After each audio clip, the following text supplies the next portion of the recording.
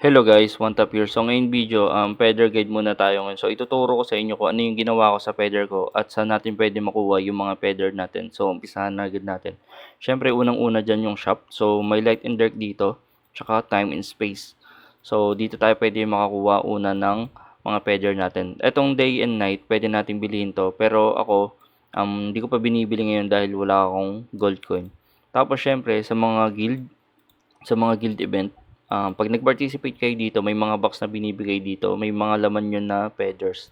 So, Guild League yan, tsaka Imperium Oberon. Tapos, Guild Auction. So, dito sa Guild Auction na to, ang bidding naman to, depende sa guild nyo. May mga guild kasi na may mga tao lang na pwede kumuha at meron din naman Royal Rumble. So, ayan, makakuha kayo ng feathers dyan. So, time and space, tsaka light and dark, dito meron yan. Tapos, syempre sa HHH, yung Helheim Nightmare. Ito. Saan ba yun? Ito, yung Helheim. Ito, makakuha din kayo ng feather dito. So, time and space din yan. Tapos, itong mga ganito. Yung mga malilit sky, tsaka day and night. Tapos, dito na tayo sa feathers natin. So, dito sa feathers natin, ganito yung ginawa ko. Meron akong mga, kada attack feathers ko, nilagay ko light, puro light lang yan. So, minamax ko yan. Ayan, light. Ayan, tagi-isa lang.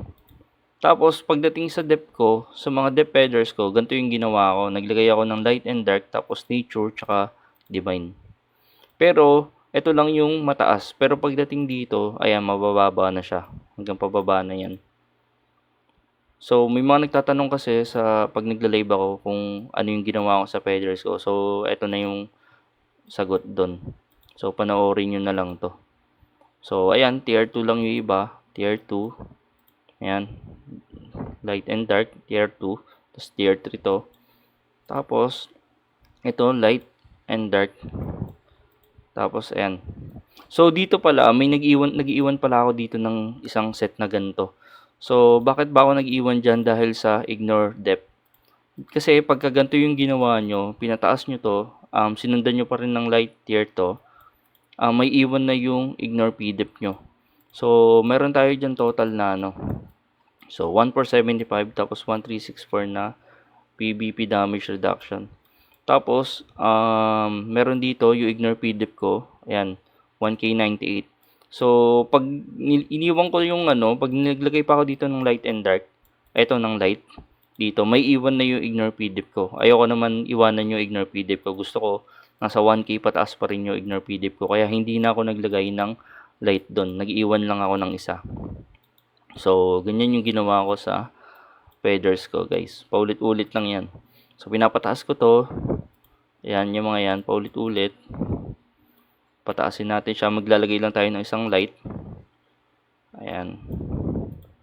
Tapos, mag-iwan lang tayo ng isa dito, na sky tier. So, ito lang yung walang light. Tapos, yung the rest ng mga, depth. Ayan, ganyan na. Mabababa na yung tier. So, ito, tier 2 lang. Ito, tier 2. So, hindi naman ganun kalaki yung gap ng PVP damage reduction ko. So, 1364 pa rin, tapos 1445, parang halos 100 lang naman yung diferensya. Yung dati kasing ginawa ko dito, nag-attack pa rin ako dito. Naglagay ako dito ng isang, yung sky tier. So, ito, medyo mababa yung PVP damage bonus ko. Mas lamang yung PVP damage reduction ko. So, ginawa ko, gantong feathers yung style na ginawa ko para umangat yung PVP damage bonus ko. Ayan. Para mas angat yung PVP damage bonus ko kaysa dito sa PVP damage reduction. So, susunod na video, gagawa naman ako kung paano natin makukuha yung PVP damage bonus at PVP damage reduction. So, yun lang yung video natin para sa ngayon. At huwag kalimutan mag-follow at like dito sa OneTap. Thank you guys.